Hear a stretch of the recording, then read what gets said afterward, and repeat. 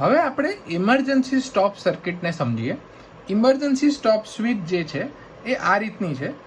આ આપણે on mode regular મોડમાં છે. જેવી આ દબાઈએ એટલે એ સર્કિટને ડિસ્કનેક્ટ કરે છે.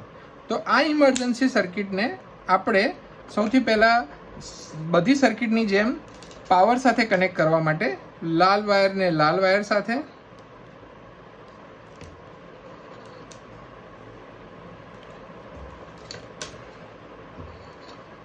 કાળા વાયરને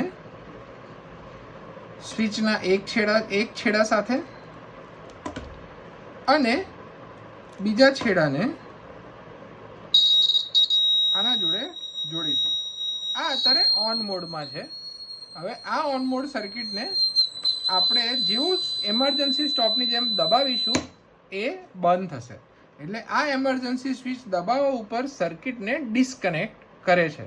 તો આ સર્કિટનો ઉપયોગ ઘણા મશીનોમાં ને એ બધે થતો હોય છે કે જ્યારે કોઈક એવી વસ્તુની રિક્વાયરમેન્ટ આવે કે ભાઈ મશીન અચાનક જ બંધ કરવાનું હોય તો એ લોકો આના ઉપર આ રીતે દબાવે છે અને મશીન બંધ થઈ જાય છે.